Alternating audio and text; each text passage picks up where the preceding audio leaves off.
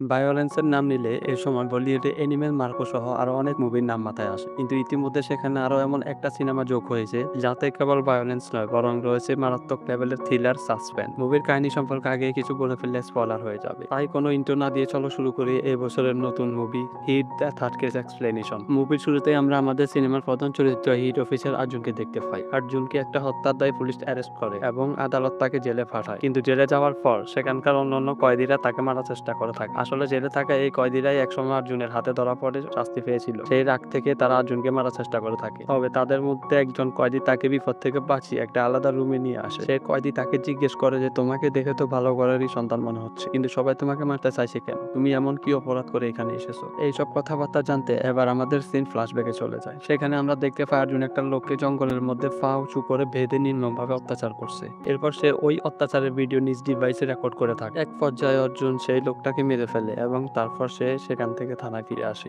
অর্জুন একজন hit officer. Hit হচ্ছে Indian পুলিশের বিশেষ একটা তদন্ত সংস্থা। হিটের পূর্ণরূপ হচ্ছে হোমোসাইড ইন্টারভেনশন টিম, অর্থাৎ হত্যাকাণ্ড তদন্তকারীর বিশেষ একটা ইউনিট। হিট শুধু ইন্ডিয়ান দুদর্শক মামলাগুলো তদন্ত করে থাকে। এবার থানায় আসার পর তার কাছে একটা ফোন কল আসে যে জঙ্গলে একজনকে নির্মমভাবে হত্যা করা হয়েছে। এরপর অর্জুন তার টিম নিয়ে সেখানে যায়। আসলে অর্জুন কিছুক্ষণ আগে নিজেই ওই লোকটাকে খুন করে এসেছে। সে এতটাই নিখুঁতভাবে খুন করছিল যাতে তার টিমের অন্যান্য সদস্যরা কোনো এভিডেন্স খুঁজে না পায়। এরপর রাত হলে বাসায় ফিরে তার বাবার সাথে সে রাতের খাবার খায়। তখন তার বাবা বলে, বয়স তো অনেক হলো, এবার তোমার একটা বিয়ে করা উচিত। আমাদের দুজনের একলা সংসারে একজন মেয়ে মানুষ থাকাটা অনেক জরুরি হয়ে গেছে। এই বুড়ো বয়সে তোমাকে আর কতদিন রান্না করে খাওয়াবো? আসলে ছোটবেলায় অর্জুনের মামা মারা গেছে, তাই তখন থেকে সে তার বাবার সাথে থাকে। আর তার বাবার সাথে অর্জুনের সম্পর্কটা মোটেও ভালো ছিল না। যাই হোক, সেদিন রাতে বাবার কথাগুলো শুনে অর্জুন অনলাইনে ডেটিং অ্যাপে তার বিয়ের জন্য মেয়ে খুঁজতে শুরু করে। এরপরের দিন সে অনেকগুলো মেয়ের সাথেও দেখা করে, কিন্তু অর্জুনের ব্যাপার এতটাই বাজে ছিল যে কোনো মেয়েই তাকে পছন্দ করে না। পছন্দ করা তো দূরে থাক, বরং মেয়েরা তাকে ভয় পেতে শুরু করে। তাই এক এক করে সবাই তখন অর্জুনকে রিজেক্ট করে দেয়। এর ঠিক 2 দিন পর অর্জুন রাতে তার বাসার ল্যাপটপে কিছু গুরুত্বপূর্ণ কাজ করতেছিল। ঠিক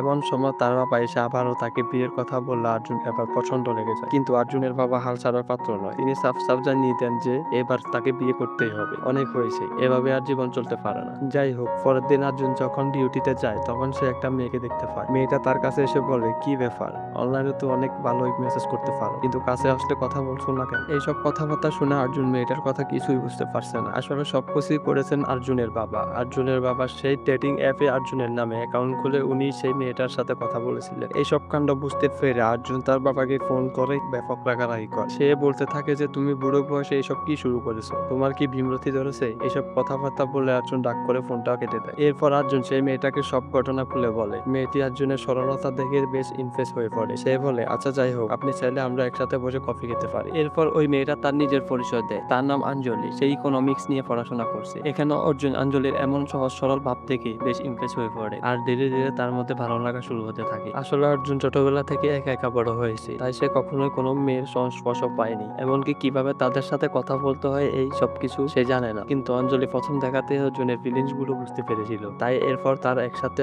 অনেক টাইম স্পেন্ড করে এবং দুজন মিলে অনেক জায়গা ঘুরতে যায়। এরপরের সিনে দেখা যায় অর্জুন আবারও একটা লোককে খুন করার জন্য জঙ্গলে নিয়ে এসেছে। এবার অর্জুন ওই লোকটার পা উপরে বেঁধে নিয়ে তার ভিডিও অন করে, আর ঠিক যখনই সে লোকটাকে মারতে যাবে ঠিক সেই সময় তার সহকর্মী এসআই সানভি সেখানে চলে আসে। অর্জুনের দিকে বন্দুক তাক করে ধরে। সে বলে, আপনি অনেক অপরাধ করেছেন, আমি আর কোনো নিরীহ মানুষকে আপনার হাতে খুন হতে দেব না। আচমকা সানভিকে দেখে অর্জুন কিছুটা অবাক হয়। এরপর সে সানভির বন্দুক কেড়ে নিয়ে তাকে একটা চেয়ারের সাথে বেঁধে রাখে। সানভি তাকে নিরীহ মানুষদের খুন করতে নিষেধ করে, কিন্তু তখন অর্জুন রাগ করে বলে যে এই খুনের অপরাধে যদি আমাকে ফাঁসিও দেওয়া হয় তবুও আমাকে কেউ থামাতে পারবে না, আমি একে মেরেই ছাড়বো, কেননা একে মারার থেকে পৃথিবীর কেউই আমাকে বাঁচাতে পারবে না। এসব কথাবার্তা আর অর্জুনের এমন চেহারা সানভি তার জীবনেও দেখেনি, তাই সে হতবাক হয়ে অর্জুনের দিকে তাকিয়ে থাকে। এখন তোমাদের মনে প্রশ্ন আসতে পারে যে একজন পুলিশ অফিসার হয়ে সে কেন এরকম নিরীহ মানুষদেরকে খুন করছে, কি তার আসল উদ্দেশ্য? এখন এই সব কিছু জানতে চলো আবার অতীতে চলে যায়। এখানে দেখা যায় অর্জুনকে ভারতের জম্মু কাশ্মীর শ্রীনগরের ট্রান্সফার করা হয়েছে। এখানে পোস্টিং হওয়ার কিছুদিনের মধ্যে সেখানে একটা খুন হয়। এই খুনটা এতটাই ভয়ানক আর নৃশংসভাবে করা হয়েছিল যে তার শরীর থেকে অপরাধীরা 3টা অংশ কেটে নিয়েছিল। এই সবকিছু দেখার পর অর্জুন সেই হত্যাকাণ্ডের তদন্ত শুরু করে। এভাবেই তদন্ত করতে করতে একসময় সে অপরাধীকেও ধরে ফেলে, কিন্তু এরপরে সেখানে ঘটে এক অদ্ভুত ঘটনা। অনেক টর্চার এবং জিজ্ঞাসাবাদের পরেও অপরাধী থেকে সে কোনো তথ্যই বের করতে পারে না। এছাড়াও অনেক ইনভেস্টিগেশন করার পরেও এই অপরাধের আসল কি যে মোটিভ রয়েছে তারও কোনো হাদিস পায় না, যার ফলে সে কিছুতে বুঝতে পারে না যে কেন এই খুনগুলো করা হচ্ছে। তবে এই ঘটনার কিছুদিন পর সে টিভিতে দেখতে পারে যে বিহারেও ঠিক একইভাবে এক ব্যক্তিকে খুন করা হয়েছে। অর্জুন অনেক অবাক হয়ে দেখতে থাকে যে একই স্টাইলে ঠিক একইভাবে এই হত্যাগুলো করা হয়েছে। কিন্তু এখানে সবচেয়ে ভয়ের ব্যাপার হলো এই দুটো লোকেশন একদমই ভিন্ন। তার মানে একই ব্যক্তি এসব খুনগুলো করছে না, হয়তো দুই প্রান্তে দুজন ভিন্ন ব্যক্তি খুন করে চলছে। কিন্তু এটা কিভাবে সম্ভব? এটা নিশ্চয়ই কোনো বড় গ্যাং এর কাজ হবে। তাই অর্জুন এরপর তার এসআই কে বিহারের পুলিশের সাথে যোগাযোগ করতে বলে। এরপর তারা সে হত্যা মামলার সকল রেকর্ড এবং এভিডেন্স দেখতে চায়, কিন্তু বিহার পুলিশ থেকে তারা সেভাবে কোনো রেসপন্স পায় না। যার ফলে অর্জুন এবারে সিদ্ধান্ত নেয় যে সে বিহারে গিয়ে সরাসরি এই কেসের ডিটেলস জেনে আসবে। যার কারণে অর্জুন তার পুরো টিম নিয়ে বিহারের উদ্দেশ্যে রওনা দেয়। কিন্তু অর্জুন বিহারে গিয়ে দেখে যে বিহারের পুলিশ ইতিমধ্যে সেই অপরাধীকে গ্রেফতার করে ফেলেছে। এরপর অর্জুন সেই অপরাধীর সাথে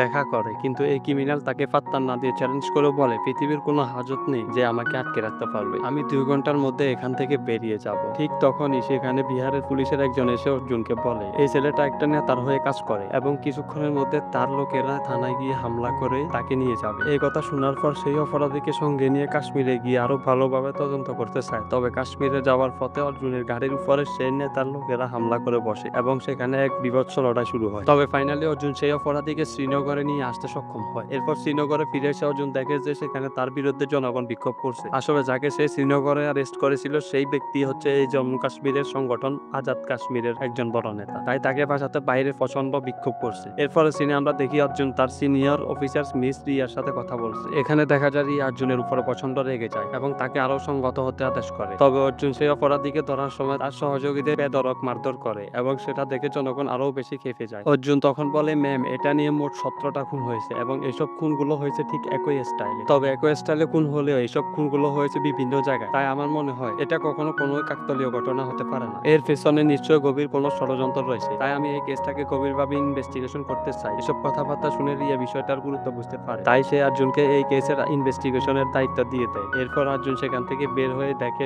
যে বিক্ষোভকারীদের একজন তার ইউনিফর্ম পুড়ে ফেলছে। এই দৃশ্য দেখে অর্জুন প্রচন্ড রেগে গিয়ে সেই লোকটাকে অনেক মারধর করে এবং মারধর করার সময় হঠাৎ সে একটা অদ্ভুত ধরনের ট্যাটু দেখতে পায়। ঠিক এমনই একটা ট্যাটু সে আগে দুজন অপরাধীর কাছেও দেখতে পেরেছিল। যার কারণে এরপর অর্জুন দুজন অপরাধীকে সামনাসামনি বসিয়ে জিজ্ঞাসাবাদ শুরু করে। এখানে অর্জুন বলতে থাকে, তোমরা দুজনই ভিন্ন ভিন্ন ব্যক্তি এবং ভিন্ন ভিন্ন জায়গা থেকে একই স্টাইলে কিভাবে খুন করলে? কিন্তু তারা এসব জেরার মুখে এই দুই ব্যক্তি তাদের মুখ কিছুতে খুলে না। এরপর অর্জুন তাদেরকে বিভিন্ন কথায় এদিক সেদিক ঘুরিয়ে পেঁচিয়ে বলতে শুরু করে। সে এমন এমন সব ট্রিক করতে থাকে যাতে তারা অর্জুনের কথার ফাঁদে পড়তে পারে। ঠিক এমনই ভাবে হঠাৎ করে অর্জুন তাদের মুখ থেকে আসল একটা কথা খুঁজে পায়, যেখানে অর্জুন তাদের একজনের মুখ থেকে সিটিকে সম্পর্কে জানতে পারে। এরপর অর্জুন তখন সিটিকে সম্পর্কে ইনভেস্টিগেশন শুরু করে। এভাবে ইনভেস্টিগেশন করতে করতে সে জানতে পারে যে এটা একটা অপরাধীদের ডার্ক ওয়েবসাইট, যেখানে যে কেউ চাইলেও প্রবেশ করতে পারে না। এর জন্য প্রয়োজন হয় একটা বিশেষ অ্যাক্সেস। এখন সেই অ্যাক্সেস না থাকলে কেউই এই সিটিকে ওয়েবসাইটে ঢুকতেই পারবে না। এই সব কিছু দেখে অর্জুন তখন সাইবার ইন্টেলিজেন্সের সাহায্য নেয়। এরপর তারা অনেক চেষ্টা করার ফলে ফাইনালি এই ওয়েবসাইটে ঢুকতে সক্ষম হয়। আর ওয়েবসাইটে ঢুকেই অর্জুনের তো পুরাই মাথা খারাপ হয়ে যায়। সেখানে দেখতে পায় যে ঠিক একই ফরম্যাটে মানুষ খুন করে এই ওয়েবসাইটে ভিডিও আপলোড করা হয়। এছাড়াও অর্জুন জানতে পারে যে এই সিটিকে মেম্বার হতে চাইলে সর্বনিম্ন যে কেউ 2টো খুন করতে হবে এবং তার ভিডিও আপলোড করতে হবে। তাছাড়াও সেখানকার যারা মেম্বার হয় তারা কেউ একে অপরকে দেখে না, ফলে তাদের সবার আইডেন্টিটি এতটাই গোপন থাকে যে কেউ কারো সম্পর্কে কিছুই জানে না। এরপর অর্জুন আরো জানতে পারে যে তারা বছরে একবার একটা অ্যানুয়াল মিটআপের আয়োজন করে, আর এই জিনিস ছাড়া তাদের মধ্যে আর কোনো যোগাযোগের ব্যবস্থাই থাকে না। অন্যদিকে সেই বিক্ষোভকারীদের মারার জন্য জনগণের মধ্যে বিক্ষোভ আরো বেশি তীব্র আকার ধারণ করে, যার কারণে ফাইনালি অর্জুনকে সেই থানা থেকে ট্রান্সফার করে দিতে তার সিনিয়র অফিসার বাধ্য হয়। এর পরের সিন আবারও বর্তমানে শিফট হয়। তবে অর্জুনকে সেখানে দেখা যায় যে সে বদলি হয়ে আসার পরেও সেই ওই কেসের ইনভেস্টিগেশন চালু রাখে। আর এখানে আমরা বুঝতে পারি যে আসলে অর্জুন সিটিকে গ্রুপের মেম্বার হওয়ার জন্যই সে প্রথমে এই লোকটাকে খুন করে তার ভিডিও করেছিল। এখন এসব কথাবার্তা সানভি যখন জানে তখন সে বলে যে আপনি সিটিকে মেম্বার হওয়ার জন্য এভাবে কোনো নিরীহ লোককে তো মারতে পারেন না। তখন অর্জুন বলে যে আমি যাকে মেরেছি সে কোনো নিরীহ লোক ছিল না, সে ছিল এই শহরের অন্যতম টপ ট্রেডার এবং এখানে আমি যাকে ঝুলিয়ে রেখেছি সেও কোনো নিরীহ লোক না। এই সব কথা বলার পর অর্জুন সানভির সামনে দ্বিতীয় লোকটাকেও খুন করে ফেলে। এখানে সানভি চেয়ে দেখা ছাড়া আর কিছুই করার থাকে না। এর পরের দিন অর্জুন থানায় এসে সিটিকে গ্রুপে তার দ্বিতীয় ভিডিওটাও আপলোড করে। ঠিক তখনই সানভি সেখানে এসে জানায় যে এই ওয়েবসাইটে জয়পুরের এক ছেলে তার প্রথম মার্ডারের ভিডিও আপলোড করেছে। তাই তারা বুঝে গেছে যে সেই ছেলেটা খুব শীঘ্রই তার দ্বিতীয় মার্ডারটি করতে চলেছে, যার কারণে যেভাবেই হোক তাকে এই খুন থেকে আটকাতে হবে। এইসব শোনার পর অর্জুন তৎক্ষণাৎ তার পুরো টিম নিয়ে জয়পুরের উদ্দেশ্যে রওনা দেয়। এরপর এরপর অনেক চেষ্টার ফলে সেই অপরাধীকে তারা ধরতে সক্ষম হয়, কিন্তু এই ছেলেটি ছিল অনেক চালাক। সে আর্জুনকে ছুরি মেরে অজ্ঞান করে একটা ফাঁকা জায়গায় নিয়ে যা মারার জন্য। তবে ঠিক সেই মুহূর্তে অর্জুন প্রতিরোধ করে তাকে মেরে ফেলে এবং যেই মেয়েটাকে সে মারতে যাচ্ছিল তাকে সে উদ্ধার করে নেয়। এরপর অর্জুন ছেলেটার ওয়ালেট চেক করে জানতে পারে যে সেও সিটিকে গ্রুপের একজন সক্রিয় মেম্বার। অর্জুন তার ফোনে সিটিকে ওয়েবসাইট থেকে একটা নোটিফিকেশন দেখতে পায় যেখানে লেখা ছিল যে খুব শীঘ্রই সিটিকে গ্রুপের মেম্বারদের সাথে একটা মিট আপ হতে যাচ্ছে। এই সব কিছুর মাঝে অর্জুনের ফোনেও ঠিক একই ধরনের একটা মেসেজ আসে। তাই অর্জুন সিদ্ধান্ত নেয় যে ওই মিট আপে অংশগ্রহণ করবে এবং সেখানে গিয়ে সে বিস্তারিত সবকিছু জানবে। তার মধ্যে এটাই হচ্ছে অপরাধীদের ধরার সবচেয়ে বড় সুযোগ। এরপর দেখা যায় হঠাৎ সেখানে অঞ্জলি এসে উপস্থিত হয়। অঞ্জলিকে তার অফিসে দেখে অর্জুন খুব খুশি হয়। অঞ্জলি তাকে জানায় সে অর্জুনের মায়ের ছবি ব্যবহার করে একটা ভিডিও বানিয়েছে। এই ভিডিওটা দেখে তখন অর্জুন অনেক আবেগে আপ্লুত হয়ে পড়ে। ঠিক তখনই অর্জুনের ফোনে একটা কল আসে এবং সে বাইরে গিয়ে কথা বলতে শুরু করে। তবে এই সুযোগে অঞ্জলি অর্জুনের ল্যাপটপে কিছু একটা খোঁজ করতে শুরু করে। তবে অর্জুন ঘরে ফিরে এলে অঞ্জলি আবারও তার বানানো মায়ের ভিডিওটা প্লে করে যেন সে বুঝাতে চায় যে কিছুই হয়নি। এরপরের দৃশ্যে আমরা দেখি অর্জুন তার সিনিয়র অফিসের সঙ্গে সিটিকে গ্রুপের সম্পর্কে আলোচনা করছে। অর্জুন তাকে বলে যে এই অপরাধীদের ধরার এটাই শেষ সুযোগ, তাই সেও ওই মিটআপে অংশগ্রহণ করতে চায়। তবে সিনিয়র অফিসার তার কথা শুনেও রাজি হয়ে যায়। এছাড়াও সে বলে এটা একটা হাইলি রিস্ক মিশন, তাই এই মিশনে একজন বিশেষ অফিসার তার টিম সহ অর্জুনকে সহায়তা করবে। অর্জুন প্রথমে কিছুটা আপত্তি জানালেও পরে সিনিয়রের কথা শুনে রাজি হয়ে যায়। এর পরের দিন সকালে রেল স্টেশনে এসে তার সিনিয়রের জন্য অপেক্ষা করছিল। তবে কিছুক্ষণ পর তার সিনিয়র সেখানে এসে উপস্থিত হয়, যার সাথে ছিল অঞ্জলি। এই অঞ্জলিকে দেখে অর্জুন তো যেন পুরো আকাশ থেকে পড়ে। ঠিক তখনই তার সিনিয়র জানে অঞ্জলি হচ্ছে সেই বিশেষ অফিসার যে তাকে এই মিশনের জন্য সাহায্য করবে। এরপর অর্জুন তার সিনিয়রের কাছ থেকে বিদায় নিয়ে ট্রেন যাত্রা শুরু করে। ট্রেন চলাকালীন অঞ্জলি তার কাছে এসে বলে ডিএসপি স্যার আমাকে তোমার উপর নজর রাখতে বলেছে, তাই আমি আমার কেবল ডিউটি পালন করছিলাম। তবে আমার ডিউটি পালন করতে গিয়ে আমি সত্যি সত্যি তোমার প্রেমে পড়ে গেছি। আমি যখন পুলিশের ট্রেনিং নিচ্ছিলাম তখন থেকে তোমাকে আমার ভালো লাগতো। আর একদিন সকালে তুমি আমার বোনকে যখন কিছু গুন্ডাদের হাত থেকে বাঁচিয়েছিলে সেদিন থেকে আমি তোমাকে সম্পূর্ণরূপে ভালোবেসে ফেলেছি। অঞ্জলির এসব কথাবার্তা শুনে অর্জুনও বুঝতে পারে যে না, সে তাকে সত্যিকারের অর্থেই ভালোবেসেছে। যাই হোক, এরপরের দেশে আমরা চলে যাই অরুণাচল প্রদেশ। এখানে অর্জুন সিটিকে গ্রুপ মেম্বারদের জন্য অপেক্ষা করছিল। অন্যদিকে অঞ্জলিও তার টিম ফোনে অর্জুনকে ফলো করছিল যেন কোনো বিপদ হলে দ্রুত সেখানে সাহায্য করতে যেতে পারে। ঠিক এমন এক সময় তিনটি গাড়ি তাদের সামনে আসে এবং তারা অর্জুনকে নিয়ে দ্রুত সেখান থেকে চলে যায়। এরপর অঞ্জলি তখন তার টিমকে তিনটা ভাগে ভাগ করে তিনটা গাড়িকে ফলো করতে বলে, কিন্তু দেখা যায় যে তিনটা গাড়ির একটাতেও অর্জুন ছিল না। এইটা আসলে সিটিকে গ্রুপের সিকিউরিটির জন্য একটা ফাঁদ ছিল। অর্জুনের চোখ বেঁধে তারা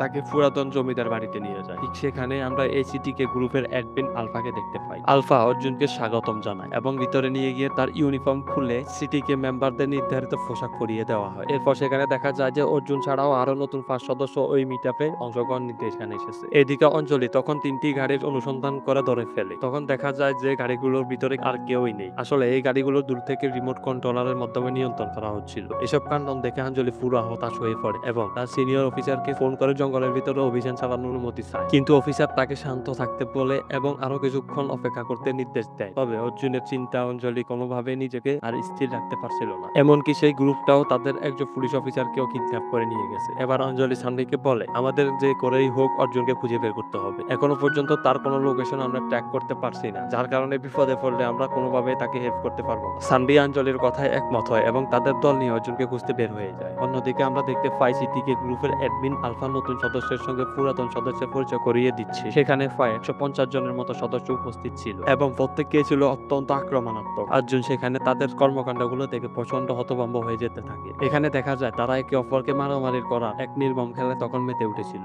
এরপর আলফা সবাইকে থামিয়ে তার বক্তব্য দিতে শুরু করে। সে বলতে থাকে মানুষ জন্ম থেকে স্বাধীন, মানুষ যা চায় সে তাই করবে, কিন্তু আইন আমাদের হাত পা বেঁধে রেখেছে। শুধু এই আইনের জন্যই আমরা স্বাধীনভাবে চলতে পারছি না, তাই আমাদেরও ফ্রিডম চাই। আমরা চাই স্বাধীনভাবে বেঁচে থাকতে, আর তার জন্য যা কিছুই দরকার আমরা তাই করব। এই বক্তব্যের পর সেখানে উপস্থিত থাকা সকল সদস্যরা ফ্রিডম ফ্রিডম বলে চিৎকার করে থাকে এবং এক বুক উল্লাসে মেতে উঠে। এরপর তারা প্রথমে এক নারীকে নির্মমভাবে হত্যা করে। এই দৃশ্য দেখে অর্জুনের মন প্রচন্ড ভেঙে যায় আর সে প্রচুর কষ্ট পেতে শুরু করে। এরপর সেখানে কিছুক্ষণের বিরতি দেওয়া হয়। সেই সুযোগে অর্জুন এই জমিদার বাড়ির ভিতরে চার্জ করতে থাকে। এভাবে চার্জ করতে করতে অর্জুন একটা রুমের ভিতরে আসে আর এখানে এসে তার চোখ পুরো কপালে উঠে যায়, কেননা এখানে আগে থেকেই অনেক মানুষকে বন্দী করে রাখা হয়েছে। এই দৃশ্য দেখে তার মন ভারাক্রান্ত মন হয়ে ওঠে। এরপর সে সোজা চলে যায় সিটিকে অ্যাডমিনের রুম এবং সেখানে থাকা স্যাটেলাইট ফোনের সেট ব্যবহার করে সে রেডিও সিগন্যাল পাঠানোর চেষ্টা করে, কেননা এখানে আসার আগে তার মোবাইল ফোনটাকে ভেঙে ফেলা হয়েছিল। এরপর আবারও এই অনুষ্ঠানটা শুরু হলে অর্জুন সেখান থেকে বেরিয়ে আসে। এবার সে এসে দেখতে পায় যে আবারও নতুন করে তারা একজনকে হত্যা করে আনন্দ মেতে উঠেছে। ঠিক তখনই অর্জুনের মনে একটা পরিকল্পনা করে যে যেভাবেই হোক তাকে এই ব্যক্তিটাকে বাঁচাতে হবে। তাই সবার চোখের আড়ালে সে সেখান থেকে বেরিয়ে একটা বিস্ফোরণ ঘটায়। এই বিস্ফোরণের আওয়াজে সবার দৃষ্টি সেখানে চলে যায়। এই সুযোগে ওই বন্দির নজর সবার চোখ থেকে এড়িয়ে যায়। ঠিক তখনই আলফা চিৎকার করে বলে যে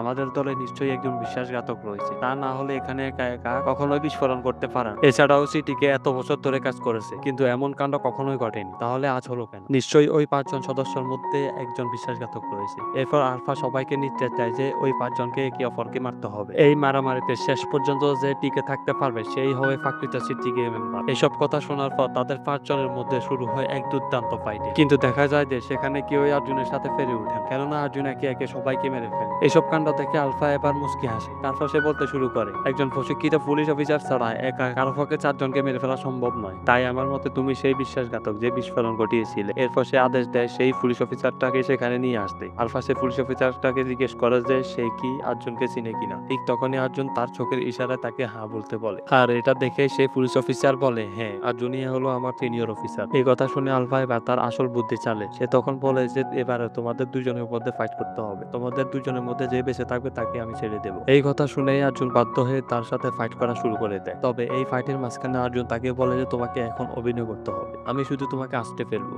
আর তুমি মরে যাওয়ার অভিনয় করে থাকবে। এই কথা বলার পর সেখানে তাদের মধ্যে একটা ফাইট শুরু হয়ে যায়। তবে এই ফাইট শুরু হওয়ার মধ্যে হঠাৎ আলফার এক লোক এই 5 নতুন সদস্যর একজনের পকেটে একটা চিপস খুঁজে পায়। এই দৃশ্য দেখে আলফা হঠাৎ চিৎকার করে সেই ফাইটটা বন্ধ করতে বলে এবং বলে আমি আসল বিশ্বাসঘাতককে খুঁজে পেয়ে গেছি। আসল এই লোকটাই হচ্ছে সেই পুলিশ অফিসার, কেননা ওর পকেটে আমরা চিপস খেয়েছি। এরপর আলফা অর্জুনকে আদেশ দেয় তুমি এই অফিসারটাকে মেরে ফেলো। অর্জুন তখন বলে যে আমার দলে যেহেতু একটা বিশ্বাসঘাতক ঢুকে পড়েছে, তাকে মেরে ফেললে আমরা আর কিছুই জানতে পারবো না, যার কারণে আমাকে জানতে হবে যে পুলিশের হয়ে কে কে কাজ করছে কিংবা তাদের পরিকল্পনা কি। আর এইসব জানার জন্য আমাদের ওকে জীবিত রাখতে হবে, কেননা ও আমাদের পুলিশের সব ইনফরমেশন গুলো দিয়ে দেবে। আলফা অর্জুনের এমন বুদ্ধিদীপ্ত কথা শুনে বেশ অবাক হয় এবং তার কথা মেনে নিয়ে বলে যে তাহলে তুমি ওর কাছ থেকে সমস্ত ইনফরমেশন আদায় করো। এরপর অর্জুন ওই পুলিশ অফিসারটাকে একটা আলাদা কক্ষে নিয়ে যায়। এই কক্ষে আগে থেকে অনেক বন্দীদেরকে আটকে রাখা হয়েছিল, তাই সেই ওই পুলিশ অফিসারটাকে বলে যে আমি যখন তোমাকে ইশারা দেব তখন তুমি বাকি বন্দীদের নিয়ে পালিয়ে যাবে। এরপরের দৃশ্য দেখা যায় জঙ্গলে অঞ্জলি তার টিম নিয়ে অর্জুনকে খুঁজে যাচ্ছে। ঠিক এমন একটা সময় রেডিওতে একটা দুর্বল সিগন্যাল আসে আর ঠিক তখনই সে বুঝতে পারে যে অর্জুন কোনোভাবে তার কাছে সংকেত পাঠানোর চেষ্টা করছে, যার ফলে অঞ্জলির সাথে সাথে সেই সিগন্যালের দিক ধরেই আগাতে থাকে। অন্যদিকে আলফা একটা ছোট শিশুকে দেখিয়ে বলে যে এই বাচ্চাটাকে যে হত্যা করতে পারবে সেই হবে আমাদের দলের সবচেয়ে নিষ্ঠুর ও শক্তিশালী সদস্য। এই অ্যানাউন্সমেন্ট শুনেই ঠিক তখনই তার দলের এক সদস্য ওই শিশুটাকে মারতে এগিয়ে আসে, কিন্তু এই দৃশ্য দেখে অর্জুন আর নিজেকে ঠিক রাখতে পারে না। সে বলে ওঠে তার ফাইনাল সময় এখন চলে এসেছে। আর এই কথা বললেই সে আক্রমণ করে ওই ক্রিমিনালকে পুরো ছিন্ন ভিন্ন করে দেয় এবং সেই শিশুটাকে পুলিশ অফিসারের হাতে তুলে দিয়ে বলে যে সব নিরপরাধ মানুষকে এখান থেকে নিয়ে দ্রুত পালিয়ে যাও, আমি বাকিটা দেখে নিচ্ছি। এরপর অর্জুন একে একে সিটিকের সব সদস্যদেরকে নৃশংসভাবে হত্যা করা শুরু করে। সেগুলো কোনো অংশেই মার্কোর চেয়ে কম নয়। অর্জুন তাদের সবাইকে মেরে হাতগুট ভেঙে দিতে থাকে। এদিকে অঞ্জলিও সেই সংকেত অনুসন্ধান করে করে তার টিম নিয়ে ঘটনাস্থলে পৌঁছে যায়, কিন্তু তাদের সংখ্যা ঘাটতি থাকায় অঞ্জলি সিনিয়র অফিসারকে ফোন করে আরো পুলিশ পাঠাতে বলে। এদিকে অর্জুন তখনও ভয়ঙ্কর ভাবে একের পর এক শত্রুদেরকে মেরেই চলেছে। মুভির এই অংশটা এতটাই সহিংস ছিল যে না দেখলে তোমরা কল্পনাই করতে পারবে না।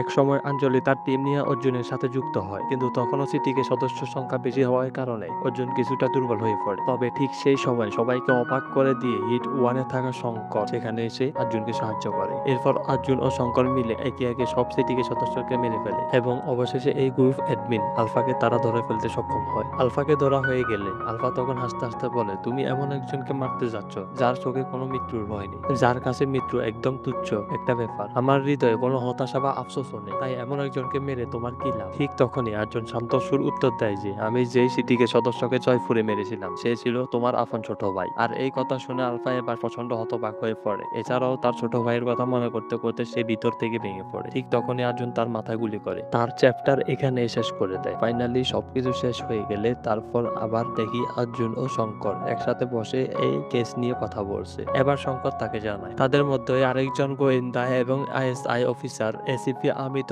এই কেসটা নিয়ে তদন্ত করছিল। সেই সব কথার মাঝে তারা মজা করে বলে যেই মহিলাকে তারা একবার এক অভিযানে মারে তিনিই ছিলেন সেই এসিপি আমৃতা। আমৃতা সিটিকে গ্রুপ সম্পর্কে গুরুত্বপূর্ণ তথ্য জানতে পেরেছিলেন, তাই তিনি সরাসরি তাদের আস্তানায় গিয়ে ঢুকে পড়েন। কিন্তু দুর্ভাগ্যজনকভাবে সে ধরা পড়ে যায়। মূলত সেদিন তাকে মারার কথা ছিল না। সিটিকে সাধারণত সিরিয়াল অনুযায়ী তাদের ভিকটিমদেরকে হত্যা করত, তবে সেই দিন একটা ছোট মেয়ের সিরিয়াল ছিল। কিন্তু আমৃতা সেই শিশুটাকে রক্ষা করতে নিজের সিরিয়াল বদলে প্রথমে তার নাম লেখায় যাতে ওই মেয়েটা বেঁচে যায়। আমৃতা সেই ছোট ফানকে রক্ষা করতে গিয়ে নিজেই তার জীবন দিয়ে দেয়। এছাড়াও আরো একটা ভয়ঙ্কর তথ্য তাদের সামনে আসে। সিটিকে গ্রুপের প্রধান ছিল স্যামুয়েল জ্যাম। আমৃতা তার সম্পর্কে নিশ্চয় তথ্য পেয়েছিল, কিন্তু তাকে ধরার আগেই স্যামুয়েল জ্যাম তাকে তো হত্যা করে ফেলে। এছাড়াও এই গ্রুপ মানুষের শরীর থেকে অঙ্গ চুরি করে এক ধরনের ভয়ানক ড্রাগস তৈরি করত, যা এতটাই শক্তিশালী ছিল যে যেটা 40 বছরের এক বৃদ্ধকেও সন্তান জন্ম দেওয়াতে পারত। তাই এই ড্রাগ বিভিন্ন অবৈধ ও অমানবিক কাজে ব্যবহার করা হতো। এছাড়াও অর্জুন ও শঙ্করের অনুসন্ধানে জানা যায় যে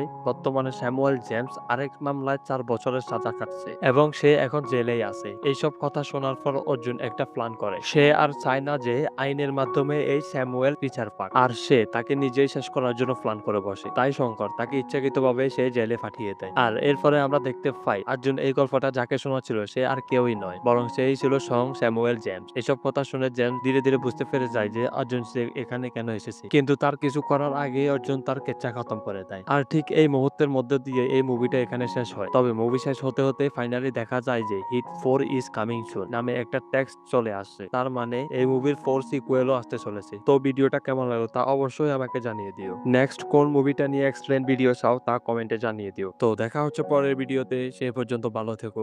আল্লাহ হাফেজ।